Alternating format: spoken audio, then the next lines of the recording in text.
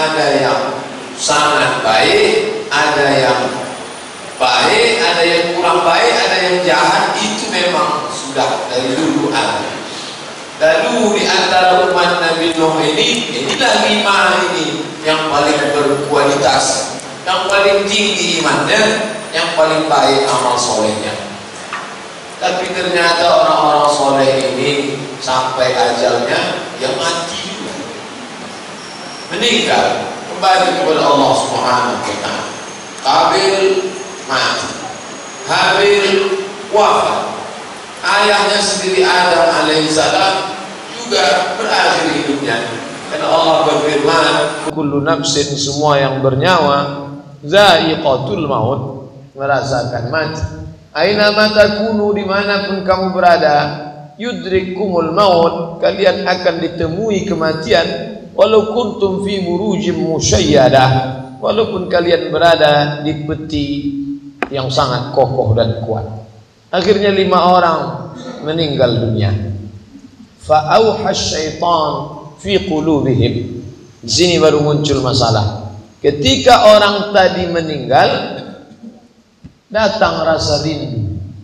Rindu kepada Wat, Suwa, Yaghus, Ya'uq, Nasr. Oh lah rindunya.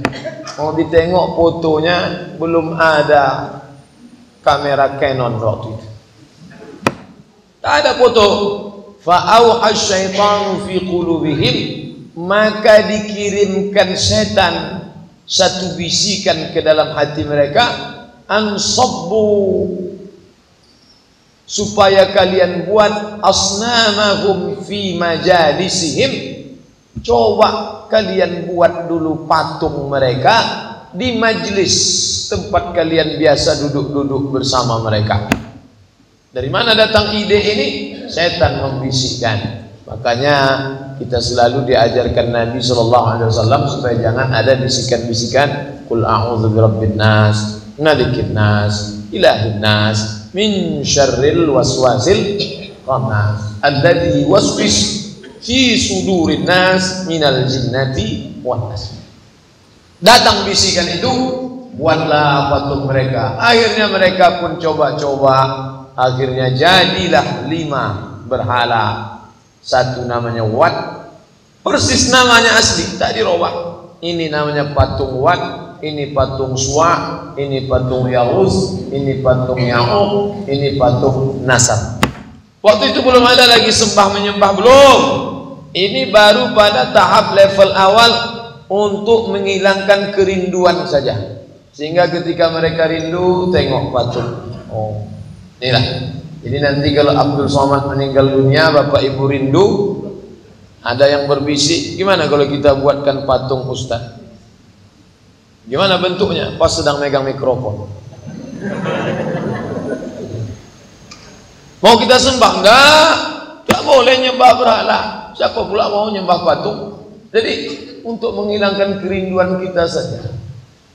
Jadi kalau sudah nampak patungnya itu, lapang rasa hati, hilang rindu. Ini generasi pertama. Kemudian generasi pertama ini, murid-murid langsung dari Wat, Suwa, Yaghus, Ya'uq, Nasr mati, meninggal dunia. Meninggal generasi pertama, naik generasi kedua yang ilmunya tidak seperti generasi pertama. Mulailah mereka meminta kepada patung-patung itu.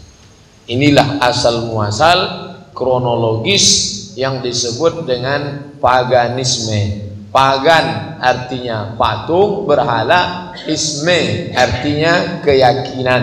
Paganisme, keyakinan yang meyakini bahwa patung dapat menenangkan jiwa sebagai alat perantara antara manusia dengan Khalik, Sang Pencipta. Itu terjadi jauh sebelum Nabi Ibrahim alaihissalam. Jadi kalau Al-Quran bercerita tentang Nabi Ibrahim masuk ke dalam rumah berhala, lalu dia tengok berhala besar-besar, lalu kemudian dia ambil paling besar itu kampak, dia hancurkan semua. Setelah dia hancurkan, dia gantungkan kampak itu di leher berhala, tinggalkannya satu gantung. Itu bercerita bahwa ada berhala zaman Nabi Ibrahim. Orang menyangka Ibrahim pada zaman dialah berhala itu ada. Tidak. Ini jauh sebelum Ibrahim alaihissalam. Pada zaman Nabi Nuh alaihissalam ini sudah ada, berawal dari kronologis kerinduan. Kalau kita tengok, pertama ide dulu muncul, terlintas di pikiran, terbersit dalam hati. Dari ide berubah menjadi action, perbuatan, buat. Aksi pertama menghilangkan kerinduan, muncul aksi kedua menyembah.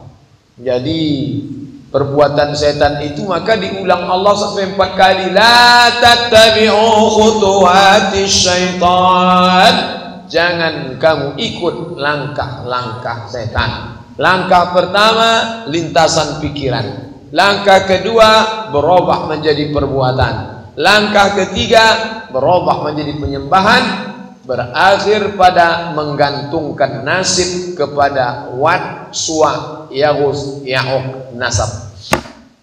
Lalu kemudian pada zaman nabi-nabi setelah itu penyembahan ini semakin merajalela. Nabi diutus, orang soleh datang, silih berganti, tapi penyembahan itu terus ada. Pada zaman Ibrahim alaihissalam itu, Nabi Ibrahim memang menghadapi satu suku yang hobinya menyembah berhala, dan menjadi takdir Allah. Orang yang paling dekat dengan Ibrahim itu bukanlah orang yang baik, tapi justru tukang buat berhala. Namanya Azar. Wa idh qala Ibrahim li abihi Azar. Ingatlah ketika Ibrahim berkata kepada bapaknya Azar, atattakhidhu asnaman alihah, apakah engkau menjadikan berhala sebagai Tuhan? Artinya berlanjut ini tradisi dari zaman Nabi Nuh, turun menurun sampai pada zaman Nabi Ibrahim alaihissalam. Lalu kemudian setelah Nabi Ibrahim masuk periode Ishak, Yakub, Yusuf. Yusuf punya saudara Yahuza, punya saudara Imran. Salah satu keturunan Imran itu bernama Musa. Maka Musa, kalau kita baca dalam Quran, Musa juga berjumpa dengan orang-orang yang menyembah berhala itu.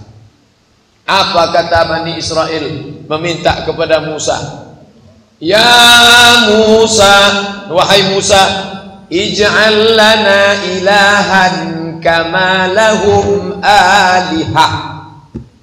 Hai Musa, ij'al lana ilahan, tolong buatkan kami Tuhan, kama lahum alihah, sebagaimana Tuhan mereka. Nabi Musa tidak membawa Tuhan yang berbentuk. Lalu kemudian mereka minta, Musa, kami tak percayalah kalau Tuhan itu tak nampak. Ya Musa, wahai Musa, lan nu'mina, kami tidak beriman kepada engkau hatta narallaha jahrah, sampai kami melihat Allah itu jahrah, nyata, nampak, bisa ditengok, bisa dipegang, bisa disentuh, bisa diraba, sampai kami melihatnya secara nyata. Sampai pada puncaknya Bani Israel itu mengatakan, lanu ij'al lana ilahan, tolong buatkan kami Tuhan, kama lahum alihah, sebagaimana mereka punya Tuhan. Makanya tempat ibadah orang Yahudi yang disebut dengan sinagog itu di dalamnya juga ada patung. Apa patungnya? Gambar perempuan tegak berdiri memegang garpu bercabang 3. Dari mana Ustaz tahu? Dari perbatasan Mesir ke Palestina itu ada satu daerah kawasan yang disebut dengan Al-Madinah Al-Mudammarah, kota yang dihancurkan. Jadi dulu sebelum masa Presiden Anwar Sadat, Mesir itu awalnya kerajaan. Sultannya yang terakhir Malik Farouk, Raja Farouk. Meninggal Farouk, naik presiden pertama Jenderal Najib. Meninggal Najib, digantikan oleh Gamal Abdul Nasir. Mati Gamal Abdul Nasir, naik Anwar Sadat. Anwar Sadat muncul perjanjian Camp David antara Mesir dengan Israel. Jadi inti perjanjian ini, ada satu kawasan dari Mesir ke Palestina itu tidak boleh dihuni, kosong, melompok.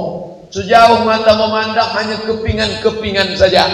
Tapi orang Yahudi ini dengki. Ini kampung mereka dulu nih.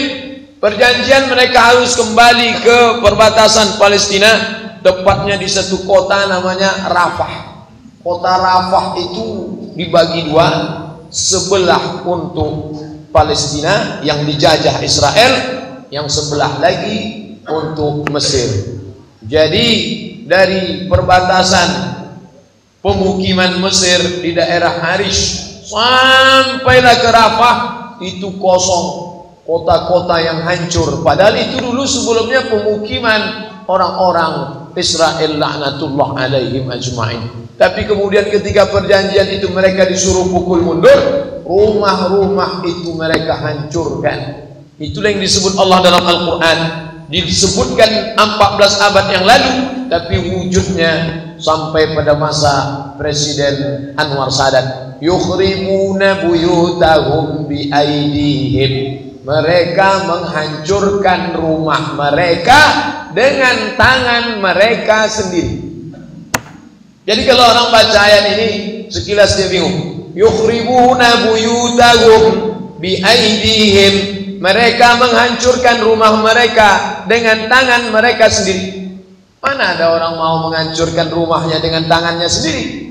Dengan mata kepala sendiri kita tengok, hancur rumah itu berkeping. Yang menghancurkan siapa? Mereka sendiri. Belanda memang jahat. 3,5 abad kita dijajahnya. Tapi kalau kita pergi ke perkebunan teh di Jawa Barat, perkebunan tebu di daerah Sumatera Utara, perkebunan karet, masih ada rumah-rumah Belanda. Ketika Belanda dulu meninggalkan Indonesia, itu mereka rumah-rumah itu tidak mereka hancurkan. Kami sudah habis membawa rempah-rempah kalian, rumah buruk ini ambillah, kata dia. Kalau Yahudi tidak, ketika dia pergi, rumah-rumah itu hancur semua berkeping. Saya tempat tegak menengok wastafelnya, WC-nya, keramik-keramiknya, kuing saja. Tapi ada satu yang tidak dihancurkan, yaitu sinagog. Sinagog tempat ibadah mereka tak hancurkan. Disitulah saya tengok ada patung perempuan putih, patung warna putih, memegang garpu 3, lambang garpu setan. Jadi garpu 3 itu setan. Kalau ada garpu di rumah bapak ibu 3, buang 1, tinggal 2. Kalau 2 itu untuk makan bakwan. Nah, artinya apa? Mereka itu kan awalnya menyembah Allah. Agama Musa itu menyembah Allah. Tapi setelah Nabi Musa alaihissalam meninggal dunia di dataran Bukit Tursina, Nabi Musa meninggal di daerah dataran Sinai karena dia tidak sampai ke Palestina. Perjalanan Nabi Musa itu terhenti di dataran Sinai, meninggal Nabi Musa di Sinai, lalu perjalanan itu dilanjutkan oleh muridnya bernama Yusha bin Nun. Yusha bin Nun itulah yang disebut orang dengan Joshua. Makanya anak-anak kita kalau disebut Yusha bin Nun dia tak ada kenal. Tapi kalau disebut Joshua, itu yang ikannya diobok-obok, kata dia.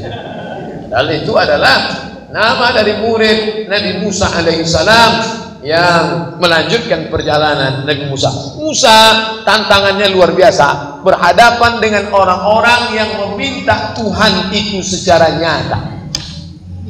Ustaz Abdul Somad pulang ke Pekanbaru bulan Ramadan 2008. Ramadan 2008, 2009, 2010, 2011, 12, 13, 14, 15, 16. Insya Allah Ramadan nanti ini saya yang ke-9 di Pekanbaru. Ramadan yang ke-9. Belum pernah lagi selama menyampaikan tausiah dari ujung Rokan Hilir ke Indragiri Hilir, belum pernah lagi ada jamaah tiba-tiba tegak, hai Ustadz Abdul Somad, tunjukkan saya Tuhan secara nyata. Belum ada lagi. Kalaupun dia tak senang, paling-paling permisi kamar mandi sebentar. Belum pernah lagi ada nantang arinallaha jahrah, tunjukkan saya Tuhan secara nyata. Atau dia minta, ij'al lana ilahan kama lahum aliha. Tolong Ustaz buatkan kami Tuhan seperti mereka punya Tuhan. Yang dimaksudnya mereka Santa Maria, yang dimaksudnya mereka Kristen, yang dimaksudnya mereka kuil Hindu, Buddha. Hampir semua agama selain Islam, seperti yang dikatakan Abdullah bin Abbas, menggantungkan hidupnya kepada orang-orang soleh. Konghucu itu orang soleh. Konghucu itu orang soleh. Pada zamannya seorang filosof, pemikir, orang baik. Kemudian ketika dia mati, mereka buatkan patungnya, berhalanya. Siddhartha Gautama, orang baik. Ajarannya, jangan mencuri, jangan mabuk, jangan berzina, jangan ganggu istri orang. Ajarannya etika, moral, akhlak. Ketika dia mati, dibuatkan orang berhalanya, lalu orang pun meminta. Lalu ketika orang dituduh, kamu menyembah ya? Tidak. Mereka mengatakan tidak menyembah. Ketika Allah menceritakan itu dalam Al-Quran, mereka yang membuat berhala itu dituduh menyembah. Kalian menyembah ini. Apa kata mereka? Innama na'buduhum, kami menyembah ini, sebetulnya yang kami sembah bukan ini. Liyuqarribuna ilallahi zulfa. Ini hanya sebagai media perantara saja. Kamu gantungkan itu di leher, ya. Kamu nyembah itu, ya. Enggak. Tapi kamu tadi kamu pegang. Ini kan sebagai media saja, sebagai perantara saja. Saya mesti bergantung kepada yang nampak. Saya bingung kalau dia tak nampak, maka saya jadikan ini liyuqarribuna ilallahi zulfa, hanya sebagai perantara saja kepada Allah Subhanahu wa ta'ala. Lalu kemudian, apakah sampai hari ini tradisi membuatkan orang soleh lalu kemudian memegangnya menjadi pegangan yang luar biasa terus berlanjut? Ya, ini menunjukkan ajaran Nabi Muhammad SAW ini sholihun di kulli zaman wa makan, akan tetap terus eksis di setiap waktu dan tempat. Apa yang dikaji dulu zaman Nabi Nuh, masuk ke zaman Nabi Ibrahim, pindah ke zaman Nabi Musa, datang ke zaman Nabi Isa, sampai ke masa Muhammad SAW, sampai 1437 sesudah Nabi Muhammad SAW hijrah sampai hari ini. Apa yang disampaikan Nabi itu tetap relevan, tetap sesuai dengan zaman, tidak ada yang basi dan ketinggalan zaman. Kenapa? Karena kecenderungan manusia ingin menggantungkan diri pada sesuatu yang nampak. Kalau tak nampak, dia kurang yakin, maka dia minta yang nampak. Pak Ustaz, sekarang mana ada lagi orang menyembah berhala? Orang Islam mana ada menyembah berhala? Dia membuatkan gurunya berhala, tidak ada. Tapi dia katakan seolah-olah orang itu yang menyampaikan dia, atau dia katakan bahwa saya tidak yakin kalau tak nampak itu ada. Jadi saya ditanya sama orang, Pak Ustadz, ya, kenapa orang lebih takut tak bayar pajak daripada tak bayar zakat? Padahal pajak itu jauh lebih besar. Pajak PPN 15%, sedangkan zakat 2,5%. Berapa kali lipat itu? 2,5, 5, 7,5, 10, 12,5, 15. Berapa kali lipat? Kenapa yang 15 orang takut? Kenapa yang 2,5 orang tak takut? Inilah jawabannya. Yang 2,5 tak nampak, sedangkan yang 15 nampak.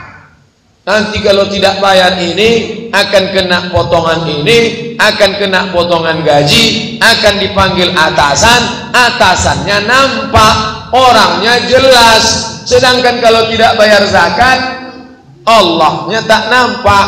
Jadi zaman boleh berganti, musim boleh berubah, tapi orang lebih takut pada yang nampak daripada yang tak nampak. Itu masih tetap eksis sampai hari ini. Intinya bukan pada patungnya, Yang kita kaji malam ini tentang patung. Sekarang tak ada lagi patung. Intinya adalah merasa takut pada yang nampak lebih besar daripada ketakutan pada yang tak tampak. Jadi kalau begitu penyakit umat Nabi Muhammad sallallahu alaihi wasallam dengan penyakit umat Nabi Musa alaihi salam sama, walaupun jaraknya lebih 2000 tahun. Apa itu samanya? Mereka minta Tuhan yang nampak. Kalau Komisi Fatwa MUI mengharamkan ini haram, dia tak ada takut segitu.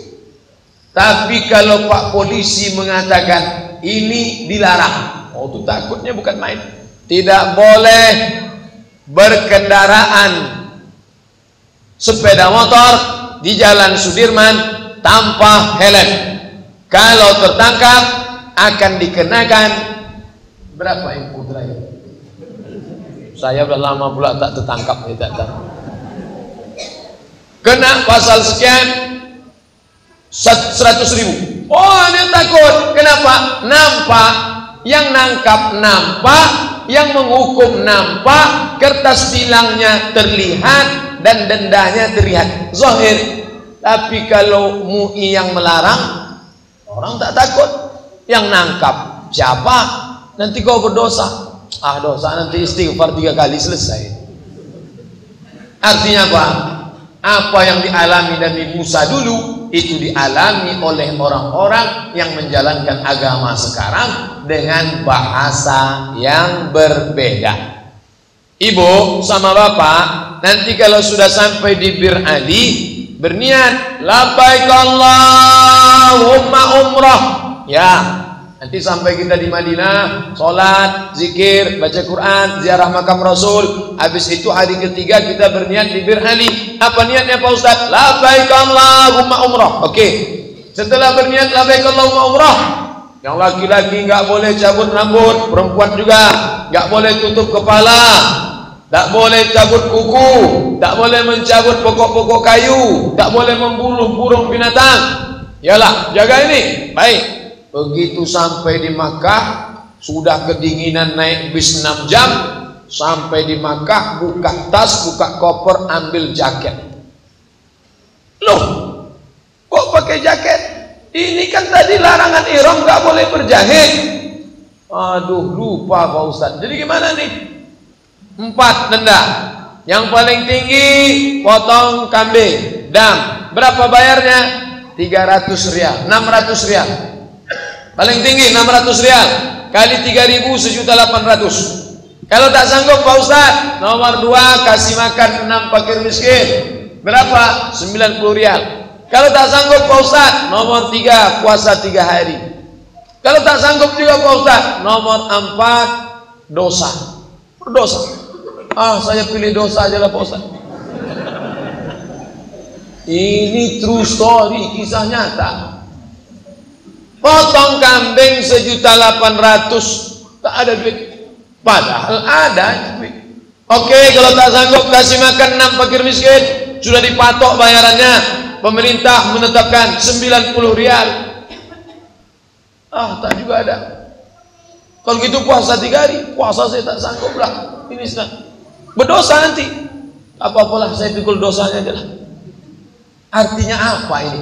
Dengan ungkapan yang berbeda tapi substansi maknanya sama. Biarlah kami lakukan ini, kami mau melihat Tuhan yang nyata. Cuman bahasanya lebih lembut saja dari bahasa Bani Israel. Oleh sebab itu, kalau kita buka kitab suci Al-Quran, yang pertama kali dalam pembahasan Al-Quran itu masalah yang ghaib. Alif Lam Mim. Kenapa diawali dengan Alif Lam Mim? Allah ingin memberikan perhatian supaya orang yang mendengar itu terkejut. Apa ini? Hurufnya kami kenal, alif kami tahu, lam dari dulu kami tahu, mim kami tahu. Tapi apa setelah alif lam mim? Apa yang diinginkan Allah? Orang pun terkesan. Kesan pertama mengejutkan. Alif lam mim. Apa ini? Allah mau kasih tahu ada Al-Quran. Dzalikal kitabu la raiba fi.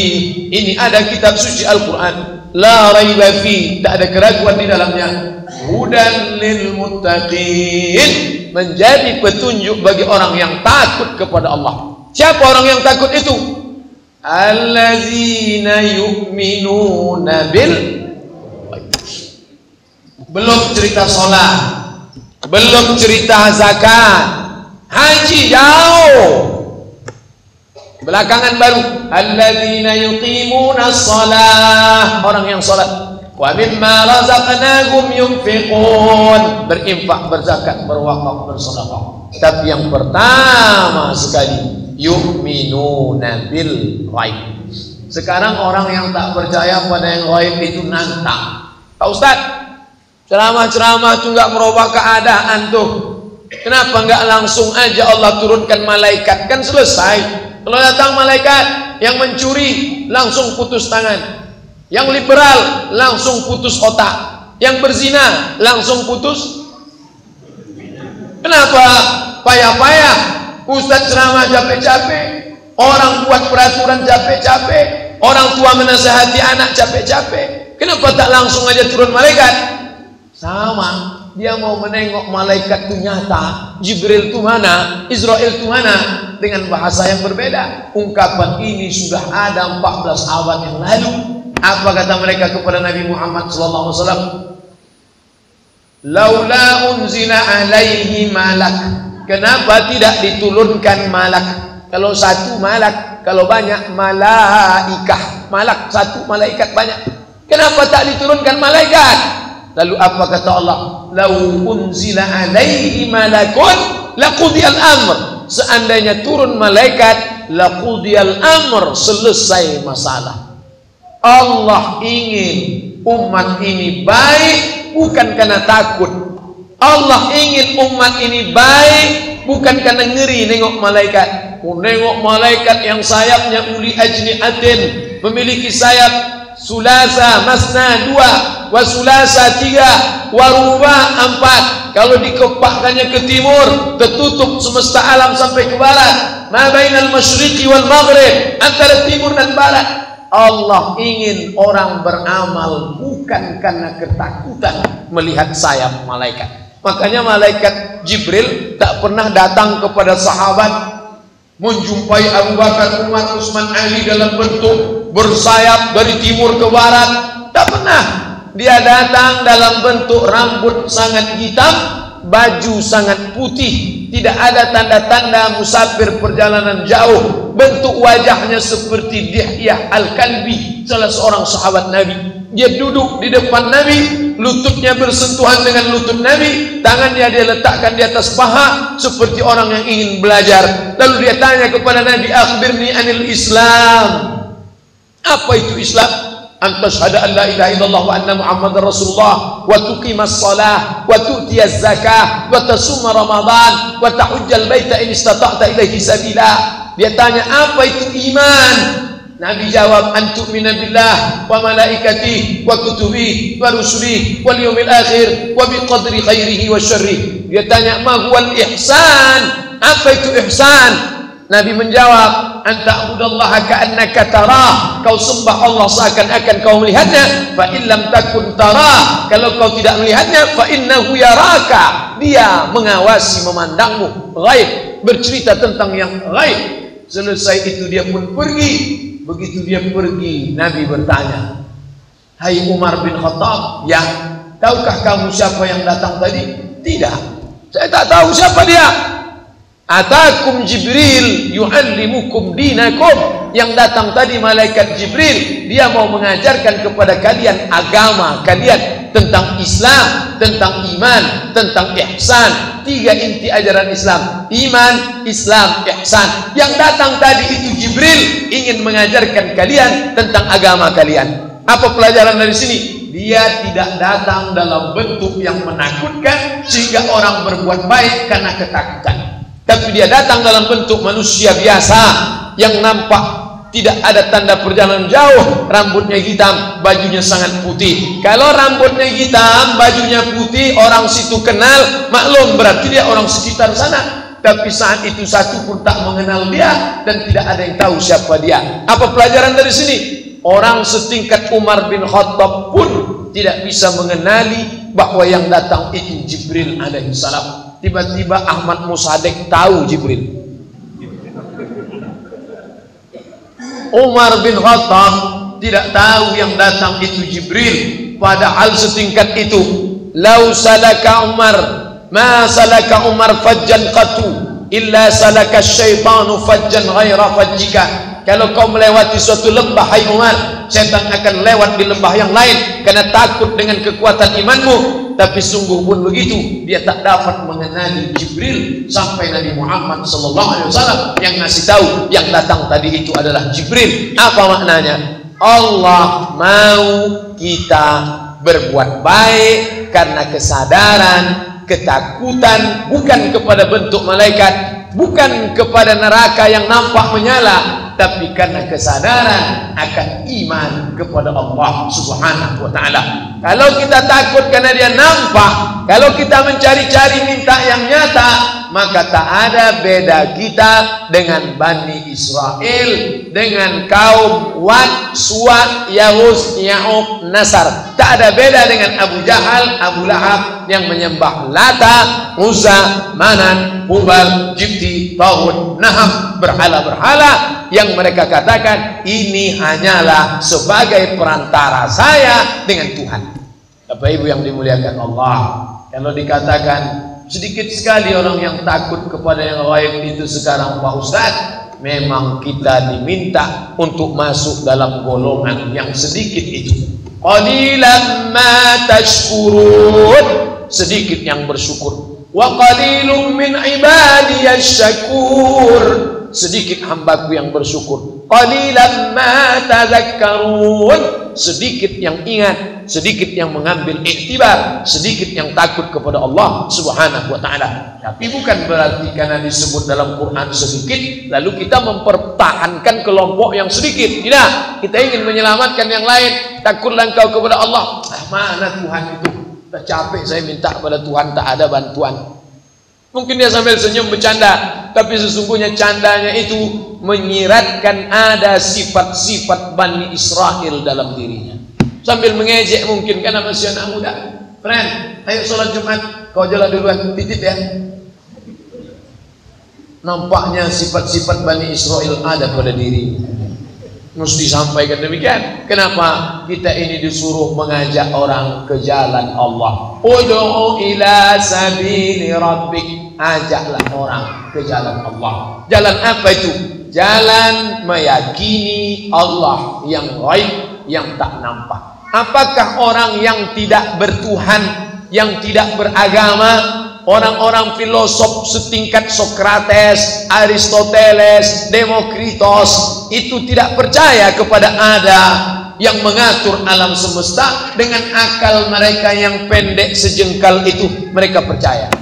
Oke, kalau dibaca-baca tulisan mereka itu, mereka meyakini ada yang mengatur alam semesta, ada yang mencipta. Dia tidak tercipta dengan sendirinya, tapi akal tidak mengetahui namanya siapa, perbuatannya apa. Maka datanglah wahyu yang dikirimkan Allah melalui Jibril, dipilihnya salah satu Nabi Muhammad SAW menjelaskan namanya siapa. Bayangkan kalau nama Allah itu ditangkap pakai akal, ngarang, ngawur.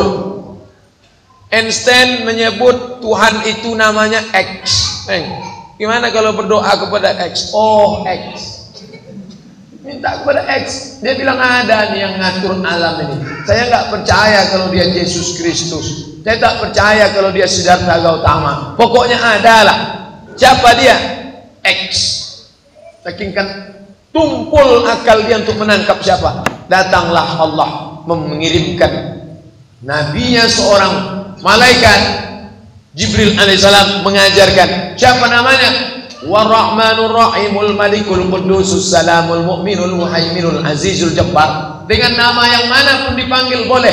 Ulidu Allah, ya Allah, awidu Rahman, ya Rahman, ayyamma tad'u, nama mana pun yang kau panggil, falillahil asmaul husna, Allah punya nama yang baik-baik. Ya Rahman, ya Rahim, ya Ghafur, ya Wahhab, ya Razak, ya Aziz, ya Fattah. Bagus sekali diminta kepada Allah. Jadi saya pernah ceramah ke satu masjid,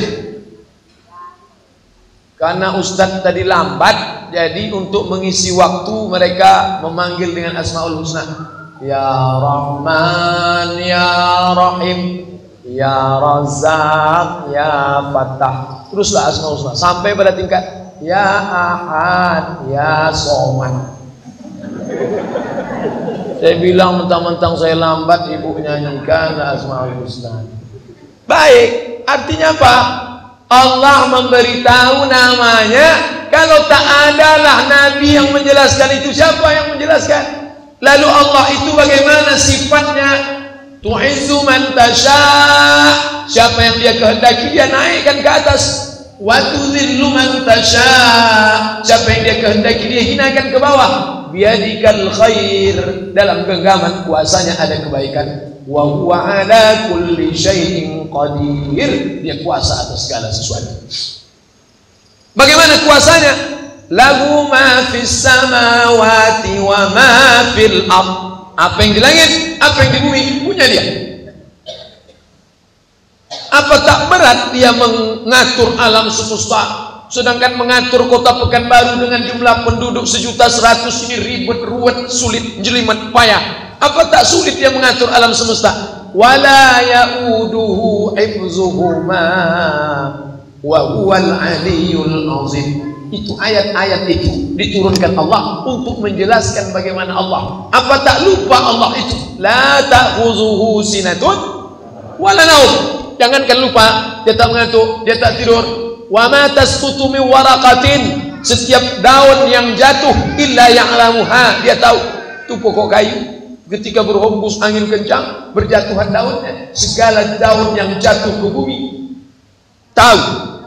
Wala ratbin wala yabisin, ada bumi yang basah, ada bumi yang kering, dia tahu. Dikenalkan Allah Ta'ala kepada anak-anak dengan pengajian tauhid Al-Quran, dengan pengajian tauhid yang berdasarkan dari hadis Nabi. Tapi tidak cukup hanya teori, dibawa dia sholat. Saat dalam sholat itu dia meyakini yang lain. Allahu Akbar. Saya sholat di masjid yang ada sekolahnya di Rumbai. Terlambat masbuk, pas baris belakang, dari depan sampai belakang anak SMP semua, SMP. Pas yang di depan saya itu, ketika habis tangan, kaki pula menginjak. Selesai sholat, ada gurunya di belakang, tariknya telinga juga. Mungkin awalnya dia main-main. Mungkin di antara kita ini pun dulu waktu kecil pernah juga main-main, nginjak kaki, nginjak sikut, pernah. Semua berawal dari bermain, tapi lama-lama kemudian. Makanya kalau ada orang tua, pengurus masjid, ustadz yang marah-marah nengok anak-anak main-main di masjid, ini dia tidak, pertama seolah-olah dia lahir langsung tua. Yang kedua, kalau ada anak-anak masih sholat di masjid, masih ketawa, masih lari, berarti kita masih dalam posisi aman. Yang kita khawatirkan itu sudah tak ada lagi. Kemana mereka? Mereka di warnet semua, sudah di karaoke semua. Itu justru yang kita khawatirkan. Ketika masih ada anak-anak, masih ada yang mengikut, tapi bukan berarti itu membenarkan perbuatan mereka. Tidak, ini semua berproses. Ketika proses itu sampai pada puncaknya, diharapkan dia takut dengan yang gaib. Dia angkat tangannya, mengangkat tangan menghadap yang maha gaib, Allahu Akbar, sehingga dia tak perlu pada benda yang nyata dalam bentuk cincin, dalam bentuk liontin, dalam bentuk benda yang bisa dilihat mata, dalam bentuk kepala tongkat burung nasar, dalam bentuk patung berhala di belakang, dalam bentuk keris kecil di dalam dompet, dalam bentuk permata yang diikat di dalam. Itu semua tak lagi penting. Kenapa? Karena dia sudah dapat merasakan istihdharul qalbi, kehadiran Allah di dalam lubuk hatinya yang paling dalam. Kalau selamat anak cucu keluarga kita dari ini, insya Allah perjalanan dari Wad, Suwa, Ya'ub, Yahuz, Nasar, selamat kita dari itu semua. Kita sudah menyelamatkan peradaban manusia dari menyembah yang nampak kepada yang tidak nampak. Disitulah puncak kajian dalam Islam, yu'minuna bil ghaib. Setelah dia dididik ilmunya di sekolah, diajak dia sholat, diajak puasa sunat. Diajak puasa sunat menjelang datang Ramadan. Ini Jumadil Akhir, tak lama lagi Rajab. Habis Rajab masuk Sya'ban, habis Sya'ban masuk Ramadan. Ketika puasa itu dia meyakini yang gaib, yang nengok gak ada, yang nyatat gak nampak, yang ngawasi tidak ada. Tapi dia takut makan, dia takut minum. Bahwa dia takut makan, takut minum di rumah, tapi dia mandi ke kolam renang, minum 3 teguk, oke lah. Sekali-sekali, masih anak-anak, tapi itu proses belajar untuk mengenal yang gaib itu. Masalah kita sekarang adalah krisis meyakini yang gaib itu. Kalaulah Pak Hakim percaya kepada yang gaib, tidak akan ada hakim yang meluluhkan keputusannya hanya karena makelar kasus. Kalaulah dosen takut kepada yang gaib, takkan ada dosen mempermainkan nilai, apalagi menjalin hubungan affair dengan mahasiswi karena kuasa yang ada di lokalnya. Hanya 30 orang saja kuasanya dia sudah bermain, apalagi kalau dia mampu menguasai 3 juta orang. Kalaulah orang meyakini yang gaib, maka dia tidak akan buat mark up, dia tidak akan buat tipu-tipu, karena ya keyakinannya bukan karena diawasi oleh Inspektorat Jenderal, bukan karena diawasi oleh Komisi Pemberantasan Korupsi, tapi karena diawasi oleh dia. Siapa dia? Wa na'lamu ma tuwaswisu bihi nafsuh. Kami tahu apa yang berbisik-bisik di dalam hatinya. Maka saat itu tak ada yang mengawasi, tak ada yang mencatat. Tapi ketika bisik-bisik dalam hatinya terlintas, saat itu juga dia spontan astagfirullah. Makanya Bapak Ibu kalau sedang duduk sama orang, entah di mall, entah di mana, tiba-tiba dia astagfirullah. Nah, itu satu tanda dia sudah terlintas sesuatu dalam pikirannya, dan dia takut Allah Ta'ala mencatat itu. Selesai tausiah, kita pun sedang menanamkan keyakinan kepada yang gaib. Kita angkat lagi takbiratul ihram. Allahu Akbar. Inna salati wa nusuki. Nanti malam bangun, angkat lagi Allahu Akbar. Besok subuh angkat lagi. Apa ini? Angkat tangan terus, menanamkan keyakinan kepada yang gaib, takut kepada Allah Subhanahu wa taala, supaya kita tak terjebak kepada berhala-berhala dalam bentuk manusia, dalam bentuk pengawas, dalam bentuk yang lain. Itulah kaji kita malam ini. Mudah-mudahan ada manfaatnya. Terima kasih atas segala perhatian. Mohon maaf atas segala kekhilafan. Subhanakallahumma wa bihamdika asyhadu an la ilaha illa anta astaghfiruka wa atubu ilaik. Wassalamualaikum warahmatullahi wabarakatuh.